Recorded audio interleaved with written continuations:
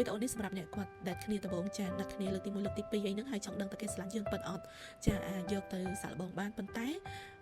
មិនមែនសម្រាប់ទូទៅទាំងអស់ទេខ្ញុំបញ្ជាក់ណាគឺសម្រាប់អ្នកដែលគាត់ទៅតែស្គាល់គ្នាចាហើយចង់ដឹងចិត្តគេថាគេស្រឡាញ់យើងឬក៏ស្រឡាញ់រូបសម្រស់យើងចាពីព្រោះថាបើស្គាល់គ្នាយូរហើយដឹងចិត្តដឹងថ្លើមគ្នាហើយយើងទៅពិសោធន៍ច្រើនពេកមួយគេវាស្មើយើងអត់ទុកចិត្តហើយនឹងប្រមាថក្តីស្រឡាញ់របស់គេអញ្ចឹងក្នុងវីដេអូនេះខ្ញុំគ្រាន់តែបញ្ជាក់ថាយើងអាចតេស្តអ្នកដែលគាត់កំពុងតែចាប់ផ្ដើមតំណ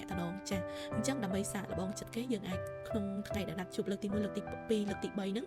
ចាយើងអាចនាំដៃគូរបស់យើងទៅហើយនាំមិត្តភក្តិយើងទៅជាមួយមិត្តភក្តិណាដែលគាត់រៀនស្អាតដែរអញ្ចឹងណាចាអាចស្អាតជាងយើងកាន់តែល្អដើម្បីពិសោធន៍មើលថាតើ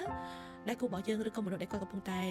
តាមស្រឡាញ់យើងនឹងចាគាត់ស្រឡាញ់យើងពិតឬមួយក៏គាត់នឹងស្រឡាញ់រូបសម្រស់យើងបើសិនជាស្រឡាញ់រូបសម្រស់នៅពេលដែលនាំដៃគូរបស់យើងទៅមិត្តភក្តិយើងទៅនឹងគាត់จะចាប់អារម្មណ៍ទៅលើមិត្តភក្តិរបស់យើងចាអារម្មណ៍គាត់នឹងចាប់ផ្ដើមស្ទាក់ស្ទើរក្នុងការតាក់ទងមួយយើងចាអញ្ចឹងបើសិនជាពេលដែលជួបហើយគាត់ចាប់ផ្ដើមស្ទាក់ស្ទើរអត់សូវនិយាយលេងមួយយើងច្រើនដូចមុនអីអាហ្នឹងយើងអាចគិតមើលទៅថាតើវាមកពីអីចាមកពីដោយសារតែគាត់ឃើញមិត្តភក្តិយើងស្អាតជាងឬក៏ដោយសារតែគាត់មានបញ្ហាអីខ្លួនឯងចាបើសិនជាបងប្អូនគិតថាមិនសមអាចធ្វើការរំលងបានចាគ្រាន់តែ